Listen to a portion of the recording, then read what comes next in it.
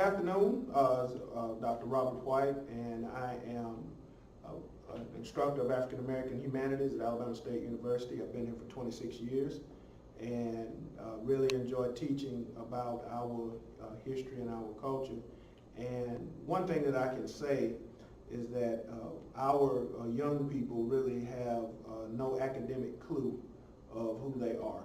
And because they do not know who they are or what they're capable of, they tend to act out the programming and the, I guess, the mentality that people have imposed upon them.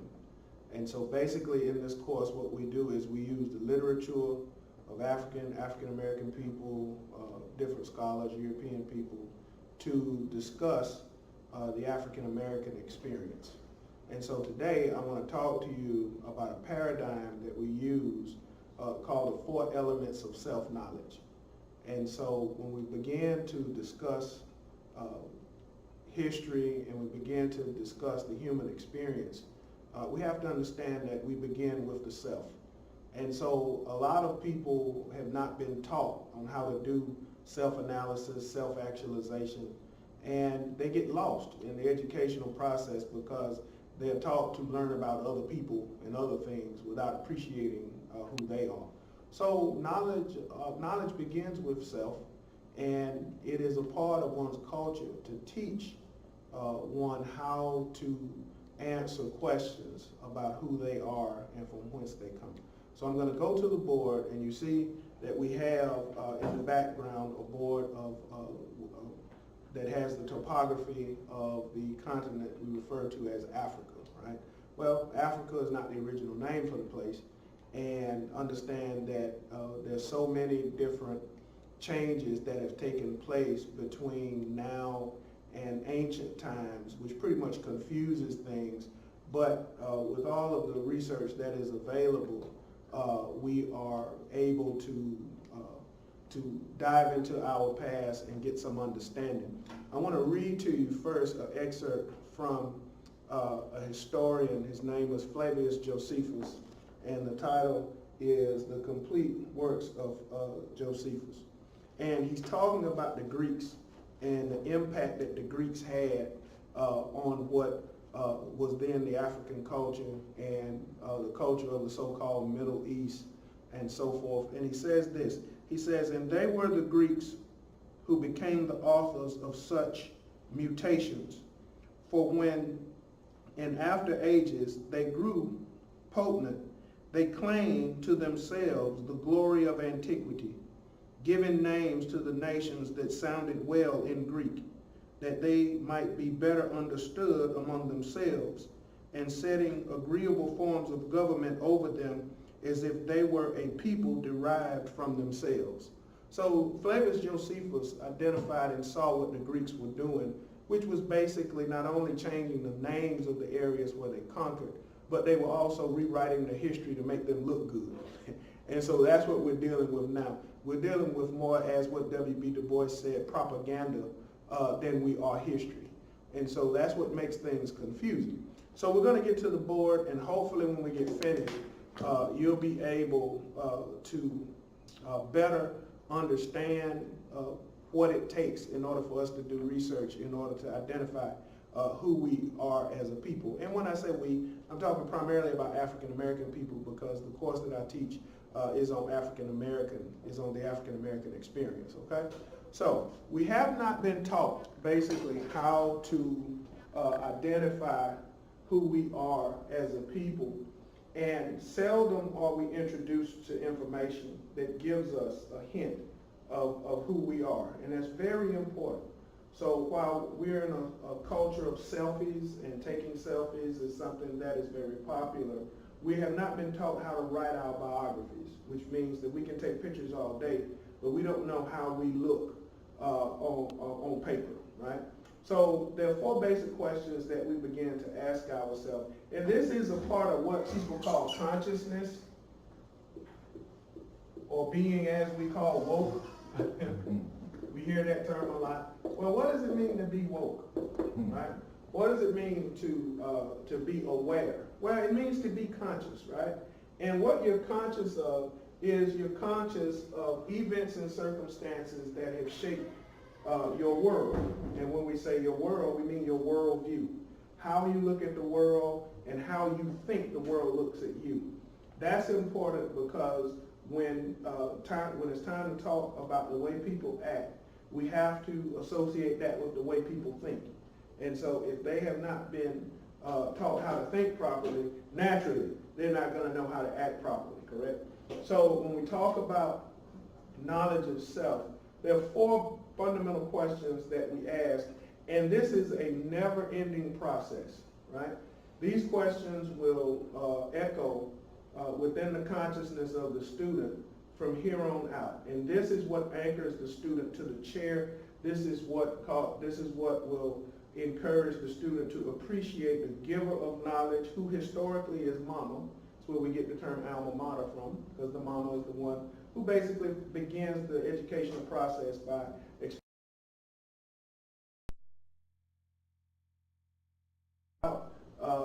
knowledge of self through the 5 senses. We ask questions.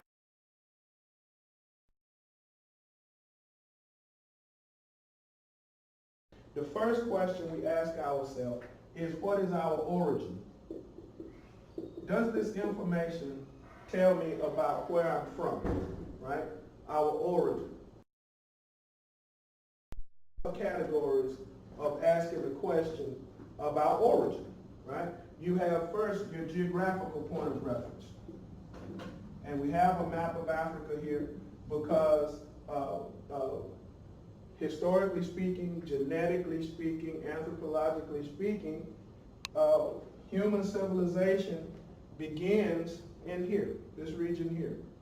And it works its way up. This is called the Nzang, and it's actually a river valley. It's a basin. And so while it looks like we're moving upward, we're actually moving downward, because the way the topography runs, and of course we know the Nile River or the Hopi River, depending on your point of reference, it flows this way, and it empties into the Mediterranean Sea. But the most ancient of people look at this region right here as being the birthplace of human civilization, right? And you can look into the annals of the Zulu people and so forth, and they'll probably have the most ancient of the ancient records. There's a place here called Adam's Calendar that they hold to as being really the spot to where all human existence and all knowledge begins. But if you follow this basin, if you follow the topography, you have different lakes here. You have Lake Victoria, Mount Kilimanjaro. You have the Great Lakes, as it's called. And so these land masses point to the birthplace of human civilization, right? And so you have these areas are very critical to understanding who we are as human beings, and that of the most ancient cultures, right? And so just having some names to associate with this place.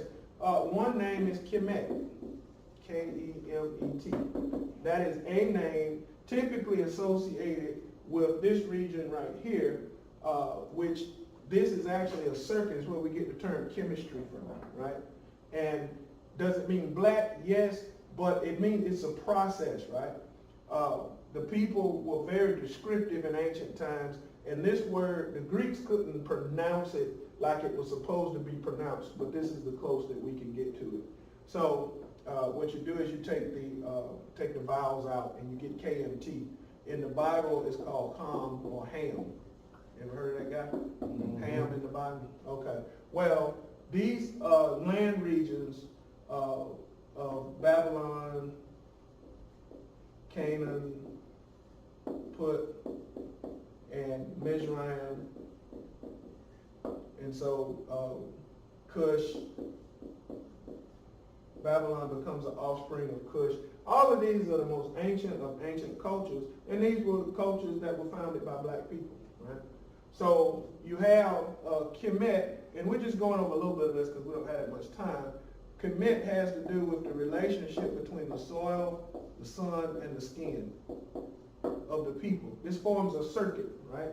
This is an agricultural circuit. The darkest of the people live in areas where the sun is most concentrated and it has the richest physical resources. So throughout history, you're going to see, and this really comes into play when we deal with colonialism. Because colonialism, if we've heard of that, colonialism basically takes advantage of this system, right? So wherever you go in the world, and you do this, this research on your own or whatever, wherever you have the darkest of people, you're going to have the highest concentration of sunlight. And at the bottom, in the soil, you're going to have the most richest of resources at the same time. Well, that's a circuit. Even if you come to Alabama in the Black Belt. The Black Belt of Alabama is this circuit right here. You take the darkest of people with the highest concentration of sunlight, and they're going to produce cotton. They're going to produce all of the things, and it's going to be a high yield. It's going to be because traditionally African people, if you want to call them that, were agricultural people, right? So we're closely associated with agriculture, right? But when we answer the term geography, you're not limited there because you have other people, you have other research out there that says that even in North America, you have evidence of ancient people called the Olmec. Mm-hmm. And those people are ancient of people, and if you were to ask some people, they would say that the Olmec people were even older than them. And that a lot of what you see in Kemet, in Lower Kemet right here is called lower because this is actually the lower part topography. Upper is up here because it's higher in degree, and that's why the river flows downhill. It flows northward, but it's flowing downhill, so it really gives you like an optical illusion.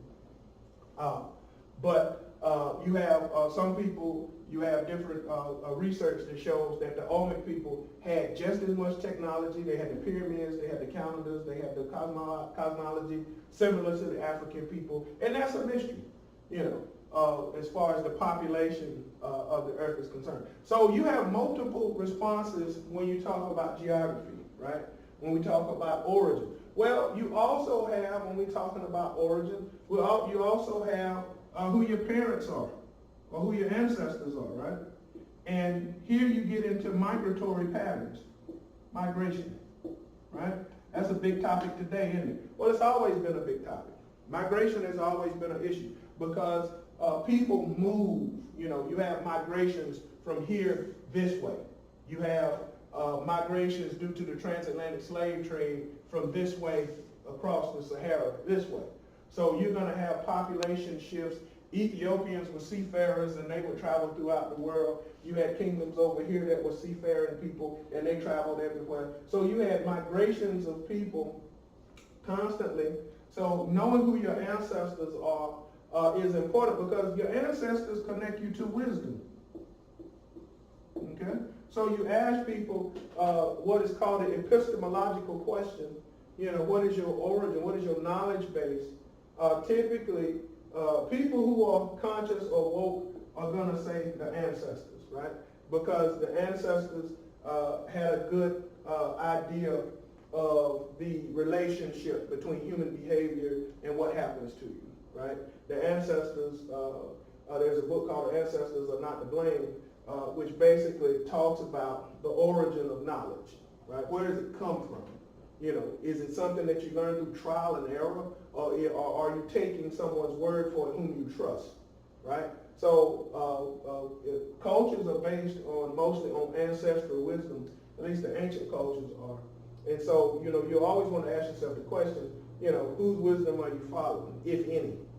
Or are you playing it by ear? A lot of people are playing it by ear, and then what they do is they repeat other people who were playing it by ear, right? But understanding that you have ancestors and understanding who those people are is very important because it answers questions about origin. Also, you have who your parents are and who their parents were, right?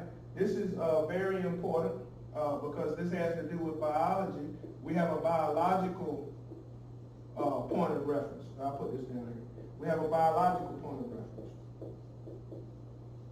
And so a lot of times, and more times than not, I'll hear people say that I thought so-and-so was my daddy, but I come to find out that he really wasn't. Well, that's important.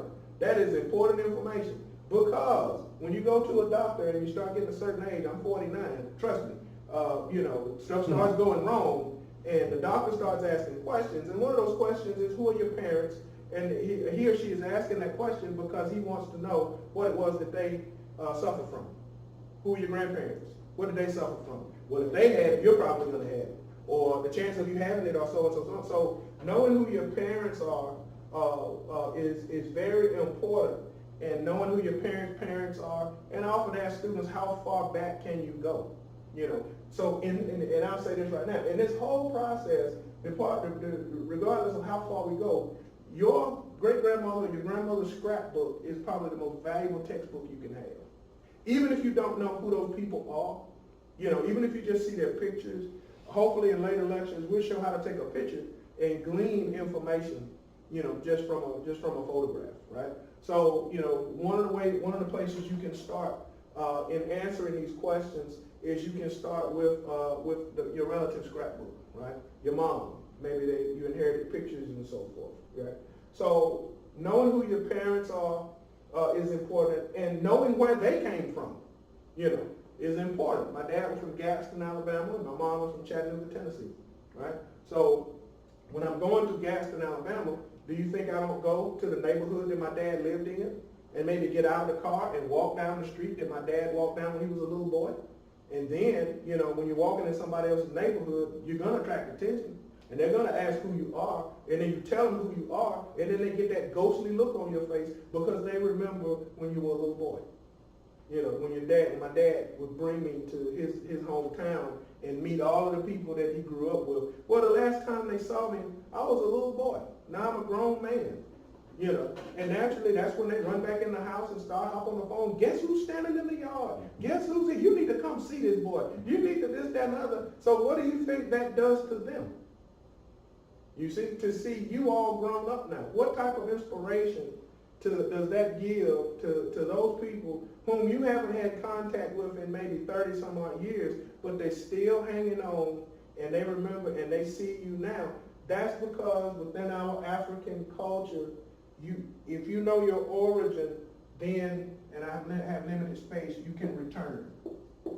Return is very critical, you see? And so returning to your mom's side of the family is important. Returning to your dad's side of the family is important. And Olade Equiano teaches us that that return depends on what's going on in your life. If you've been challenged and you've been defeated, you return to mama's side of the family, because mama's side of the family are going to encourage you. They're going to fix your wounds. They're going to make sure your belly's fed. They're going to give you the encouragement that you need if you have failed. Right? If you're victorious, especially if you're a young man and you're victorious, what has to be dealt with more than anything else is your pride. You see? Because a very deadly thing, or a very detrimental thing to young people is to become successful too early, before you have matured to accept it. So you go to dad's people to return. And dad is not impressed. Dad is going to say, okay, well, you did well there, but what about this? What about that? What about this? What about that? Well, you better be prepared, son. You better be this. So dad, the paternal side and the maternal side serve two totally different purposes, right? Old Equiano said mom is supreme, right? Which means that when you get hurt, when you get defeated, mama is going to always accept you. She's going to always build you up. But they know to push you back into the fight.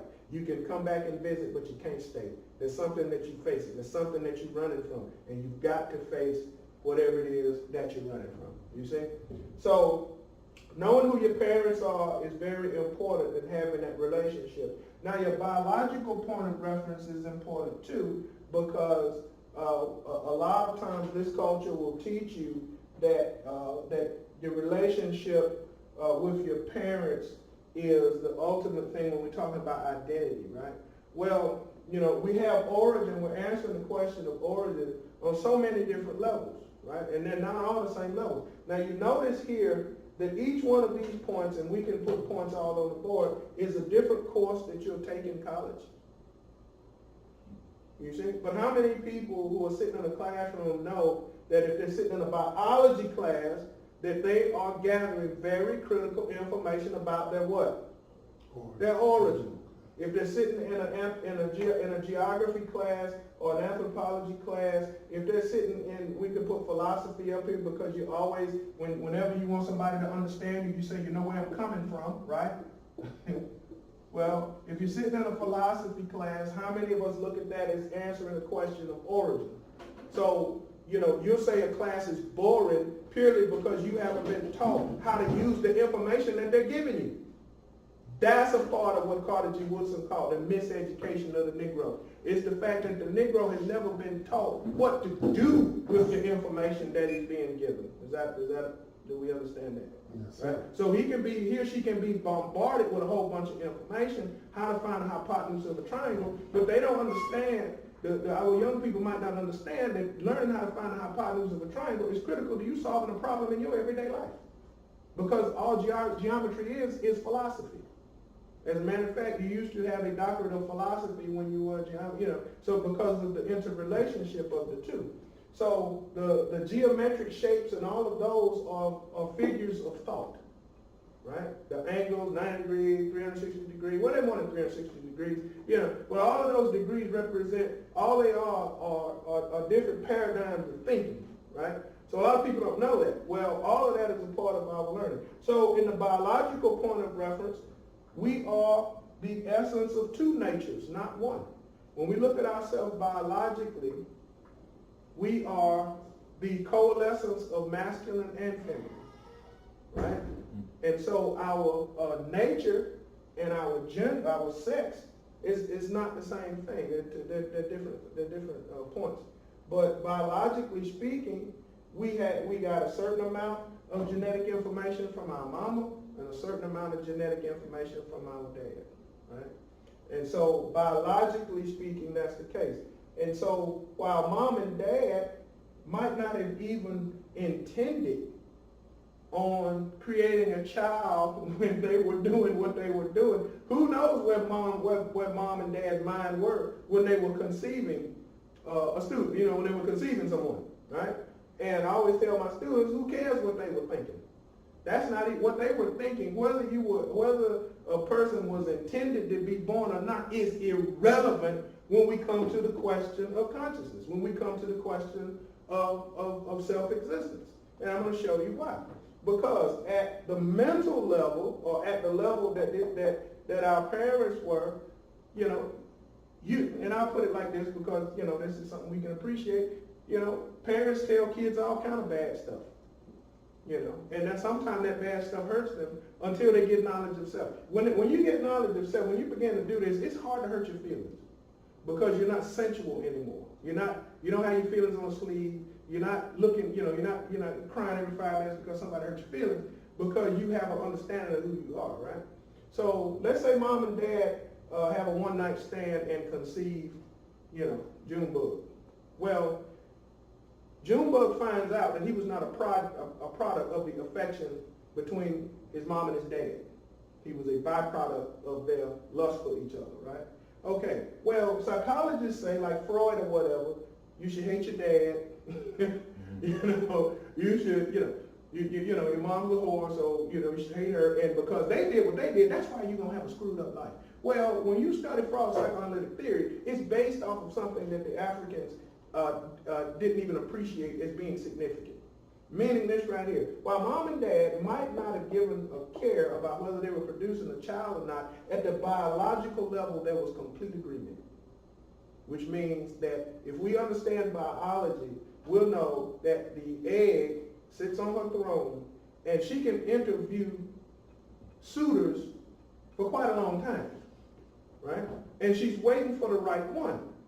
So as she sits there and she does all of this interviewing, she's like, no, thank you very much, no, definitely not, never in a million years, you can keep it going. But one of them sits down in the interview chair and she says, well, yes. That's complete agreement.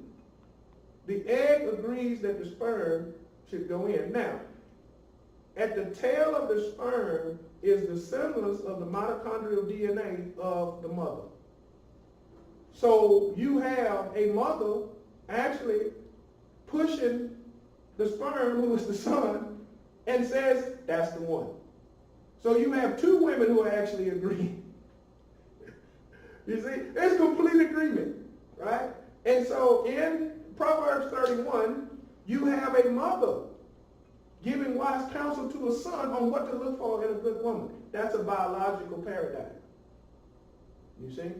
That's a biological paradigm.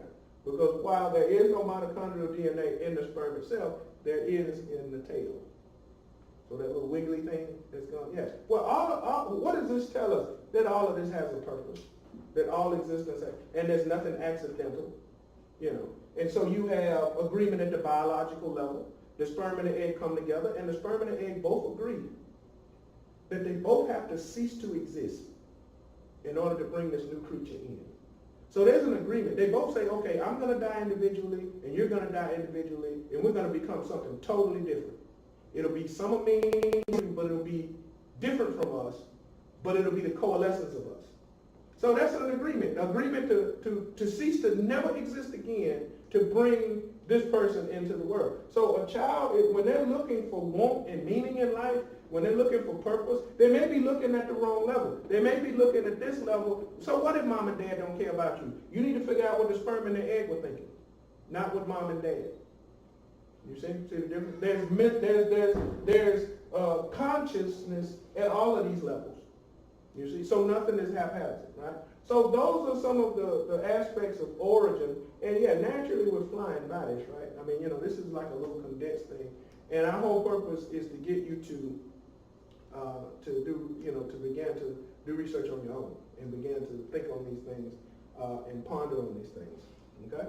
So I want to go a little bit into the slave narratives, because the slave narratives, particularly Frederick Douglass, and I'm going to read a little bit to you, and then we'll call it quits. Frederick Douglass gives us some good ideas on how to from, okay? Because knowing one's origin is very important, okay? And so I'm going to read from Frederick Douglass's narrative, and I'm going to read out loud, and answering questions. And before I go any further, I'm sure some of you might want to know what books we have here. My name is Franz Fanon, and Wretched of the Earth is a must-read. You'll never get through it. You know, you'll read it 7 times. I'm on my 12th time reading it, and I'm.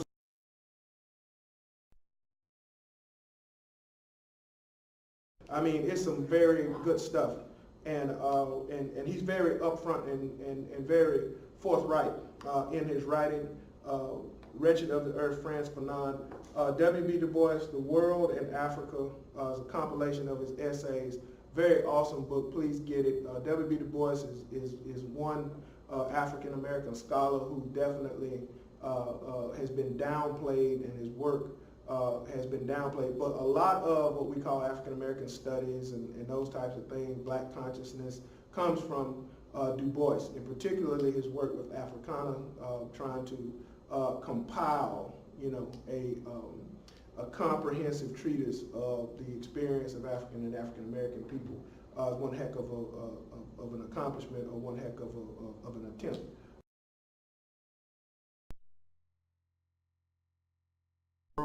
But how many? About failure, it's about culture, it's about redemption. Know what happened to African culture? Read this book. Talk about how African culture collapsed and what the Africans did wrong, what the Europeans were doing, so forth, to actually stifle progress and the redemption of a people, okay? So Chin-Allen Chibi, Things Fall Apart. Another one of my favorite researchers, Dr. Ivan Van Sertima, Golden Age of the Moors, and this talks about the invasion of the dark-skinned people of Africa into Europe, right? And so they brought the technology, they brought the mathematics, they brought the sciences, a lot of the Egyptian sciences and a lot of the ancient wisdom gets into Europe through the Moors, and the Europeans began to They began to censor the information, and that's where you really get the birth of occult knowledge and esoteric this and the mysteries of this, that, and the other. Well, they weren't mysteries to the Moors, but they mysterialized them in Europe. And so a lot of the New Age stuff, Masonry, all of those things that we think originated in Europe were actually Europeans picking up on things that the Moors had brought from ancient Egypt and the Middle East. And so this book talks the Moors made, or the influence that the Moors had on European culture and European civilization. We have with us also a National Geographic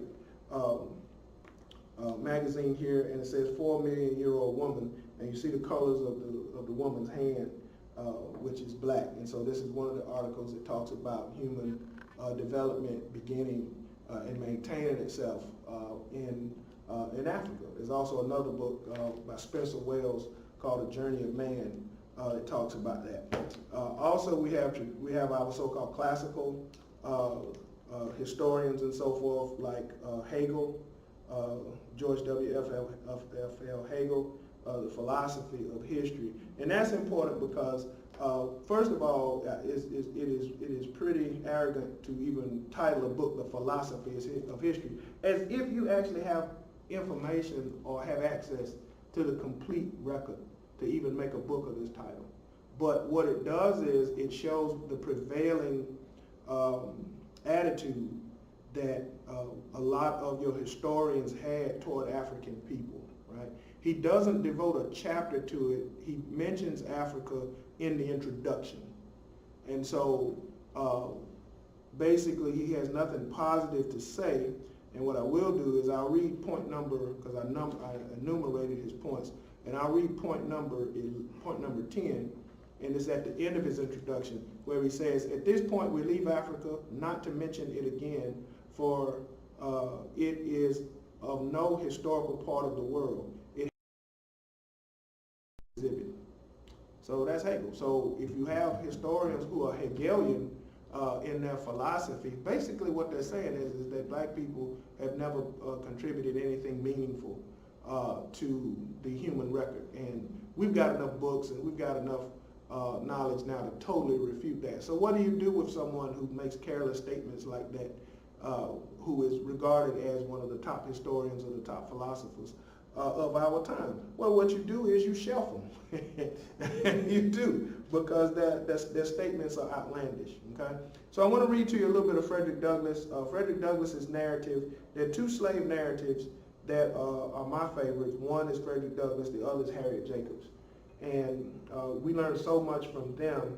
And if you haven't read the slave narratives, you definitely need to, because the slaves, in my opinion, knew way more than we do now. Even with the access to YouTube and access to the internet and so forth, we're still pretty much ignorant. But are able, if we glean from them, I think we'll learn more than gleaming from any other source of information. That's an epistemological thesis of mine, shared by a few people, but not many. But if we as a people now go back to the slave narratives,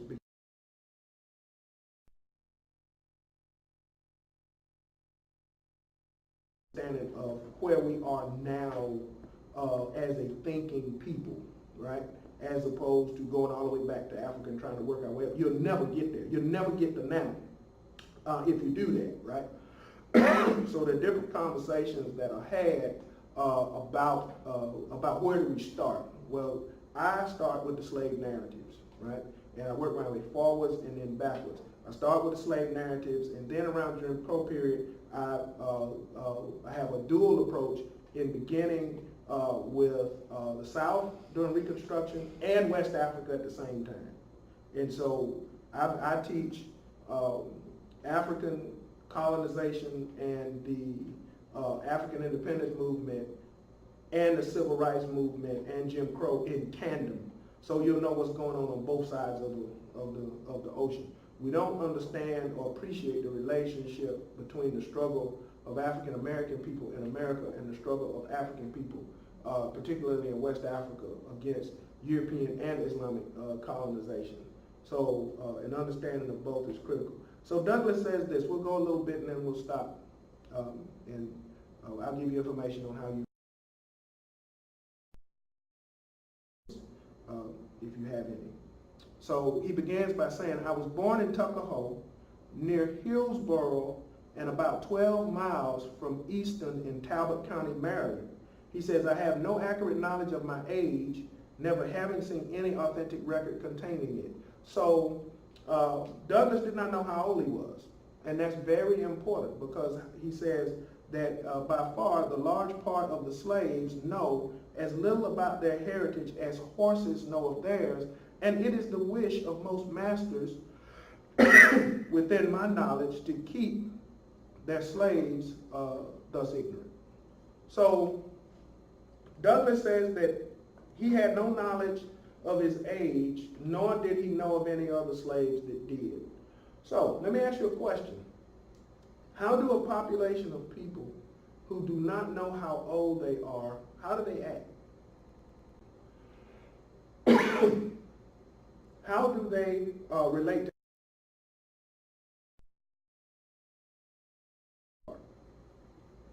So when we talk about the conscious, we talk about the experience of slaves, we're not talking about the experience of one person, but we're talking about the experience of millions of people. How do millions of people who've been disconnected from their culture, their heritage, their language, their spirituality, their points of reference, how do they relate to each other?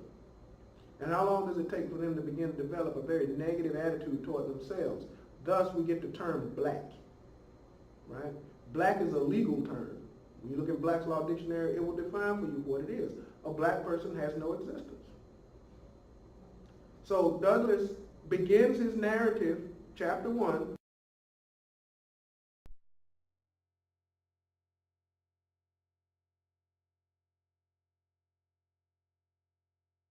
birthday, right? And so that's important. They want to celebrate it. Even children know that that day should be celebrated. But what if you don't know when you were born? What if you don't know? You can't even gauge your maturity. So is it possible for a population of people who do not know how old they are to act very immature? Or to be stuck, as the Willie Lynch letter says, in a frozen psychological state of adolescence? Because that's normally when it begins to kick in, when you become an adolescent, where not having knowledge of who you are becomes critical, and you go through a crisis because you don't know. Douglas says, I do not remember to have ever met a slave who could tell of his birthday. They seldom come nearer to it than planting time, harvest time, cherry time, spring time, or fall time. He says, a want of information concerning my own was a source of unhappiness to me, even during childhood. So is it possible for, even today, our young people to be suffering from psychological conditions purely because they don't know who they are? Douglas said it. He said when he was a little boy, he was depressed as a little child because these questions couldn't be answered. So my question to the students is how much of your worldview of yourself, how much of your psyche, how much of your mentality has been shaped purely by your ignorance alone? And could your depression, could your so-called mental illness, could your attention deficit, could all of that be caused by the fact that you're ignorant? And ignorant is not an evil word in and of itself. But ignorance, or as some of my colleagues and I refer to it as ignoramus africanus, that's the name we give to it, and basically it means black people who don't know who they are. Is it possible for a lot of our problems to be due to the fact that we just don't know enough? That's why child psychology is important. That's why going into those fields, those clinical fields, are critical, because we have to we have to identify these issues. But we began with a slave talking about his depression as a child. And do you think that depression didn't play itself out throughout Frederick Douglass's life? Well, it did. And it began in his childhood. We'll read just a little more, and then we'll stop. He says, the white, I cannot tell why I ought to be deprived of the same privilege. So how do people who do not have knowledge of self interact with people who do? When it's time for the two to come together, what are some of the characteristics of the population that have no knowledge of self? And how do they interact with people who do have knowledge of self? And he says, when it was time for me to interact with little white kids, I felt inferior. So we can define inferior as not being in terms of black and white, but we can define it as being in terms of knowledge and no knowledge. So those people who have knowledge, or those people who are equal to others in knowledge, will not look at themselves as being inferior. And that's a very important point. If you're inferior to somebody, it's because you're ignorant of things that they know. But I guarantee you, you're not going to look at yourself in a negative light if you know what other people know. So the whole point of dealing with the African American consciousness has been dealing epistemologically, meaning from a knowledge source perspective. What have African American people been taught, and how has that corresponded to their experience? So this is Dr. Robert White, Alabama State University, Humanities 103 course. This was an introduction to the subject that we teach and that others teach regarding the African American experience. You can reach me at rwhite@alasu.edu. That's rwhite@alasu.edu. Dr. White, let me ask you a question. Sure. Why should I send my black student to a HBCU? Well, HBCUs are important because, in my opinion, they are the best environment to answer those questions that African American students have about their existence. And it's not just the HBCU, because I'm sure that kids who are thinking about going from environments that are pretty much all black. However, it's the information that's important. And so you're able to get the information disseminated in an environment that is, one, not hostile, to the subject matter, and two, at least affords the student the opportunity to be in an academically honest environment regarding the information itself. So the question for me is an academic question. I would say go to an HBCU because the academics in the African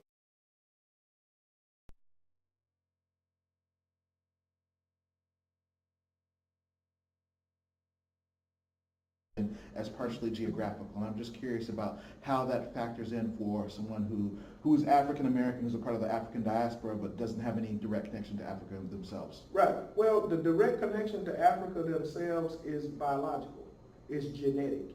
But it could also be experiential in that if there's a relationship between what we've experienced over here and what Africans have experienced during colonization. And that's why the civil rights movement is so important, because we discovered that we did. We discovered during the civil rights movement mostly because of the work of Martin Luther King and Malcolm X and Student Nonviolent Coordinating Committee, later on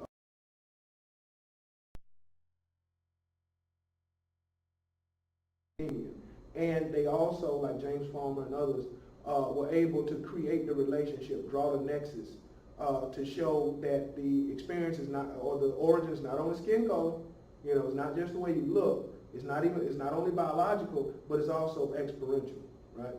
So in answering that question of origin, there's so much involved in the question, and that's why, with Roots, even the book that was written by, and the movie, that was done libelously by Alex Haley, is important because, he was trying to show that there is a genetic, and the link is much closer between Africa and African Americans. So I hope I answered your question. Oh, you certainly did. Okay. So it would be very beneficial for even those that haven't come from a predominantly African experience, as far as being black people, Right. to consider or to go to an HBCU to kind of wake themselves up. Absolutely, absolutely. And even within the HBCU family, you have to be selective in the teachers that you choose. Okay. Because the struggle at the HBCU is a microcosm of the struggle, worldwide, which means that this information is, it could be threatening, or it could be as unpopular at a HBCU as it could be somewhere else, depending on the faculty and depending on the climate and depending on how the subject matter is embraced, right? The priority that it has. And so, the death of Martin Luther King and the death of Malcolm X were two events that pretty much gave rise, and have to give a shout out to Dr. Nathan Hare, who was really one of the founders of the Black Studies program,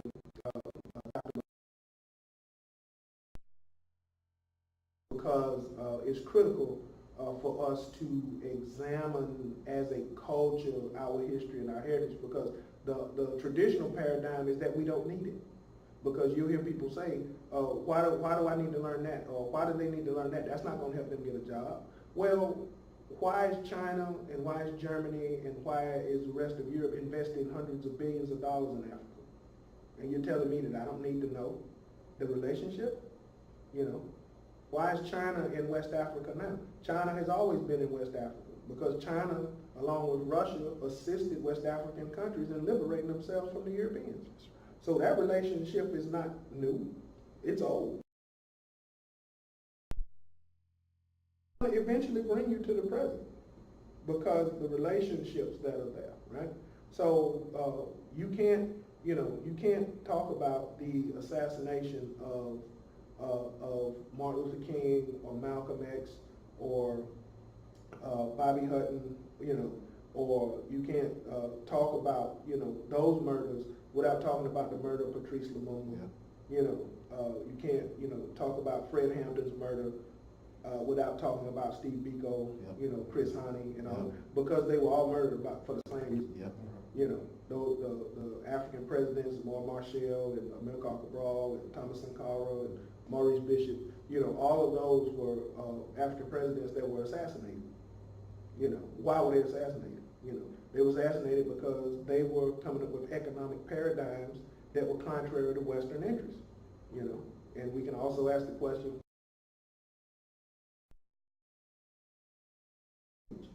for the same reason.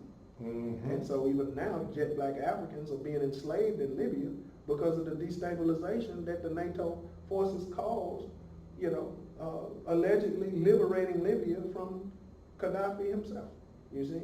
So the issues that we have now, like Julius Malima's African Reclamation, now, and that we discuss now. If we want to talk about Robert Sobukwe, what Robert Sobukwe went through, what he dealt with is no different than what the freedom fighters over here, SNCC and the Freedom Riders and so forth, had to deal with and pay for with their lives just like he did, So I don't know where else you're going to learn that. So if we don't continue to teach the history and we don't continue to push, that's what in my opinion, in my honest opinion, my academic opinion, having taught this for 26 years, 6 classes per section, 30 kids per section, I have yet to have a student that could name 10 West African countries on day 1 of class. That's right. And so if you come to me and you can't name 10 West African countries, you see, you don't know who W.B. Du Bois is, you think Martin Luther King freed the slaves, you don't know who Booker T. Washington is, your high school was named after him, you don't know who Marcus Garvey is. How are those people supposed to act? If they don't,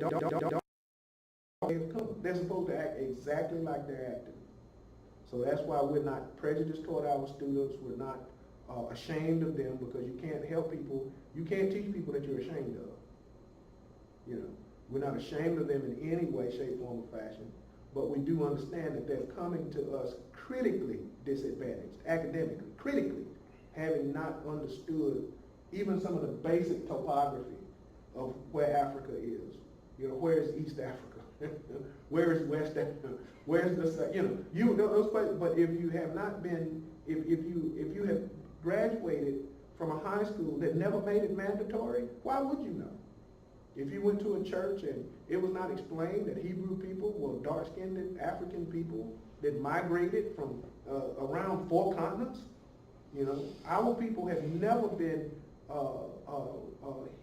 hindered or never been hemmed in by one continent. African people are global people. And so we've always, but we have left to conquer, or we have left to help, you know. So we've never had to pack up and leave because of famine, because of all of those types of things. All of that comes along with colonialism. It comes along with circumstances outside of the African control, right? So we may travel, our names may change, our culture will evolve, you know, even physically we will evolve as far as our phenotype, you know, but our genotype pretty much remains the same. So we can find our blood wherever in the world we want to, even in South Africa amongst the Limba people who have the genetic trait of the high priest in the Bible. Well, how did they're way down there. So if they stuff took place way up there, you see somebody's wrong, something's not right. Either the names are wrong, which my thesis is a lot of the names are wrong, right? And where these people are and who these people are has been grossly distorted. So when we begin to put the pieces of the puzzle together, it tells a very different story. And I've been very vague and very crude, you know, in some of my examples, but I think to a group of people who are just starting out, I think it's appropriate. All right.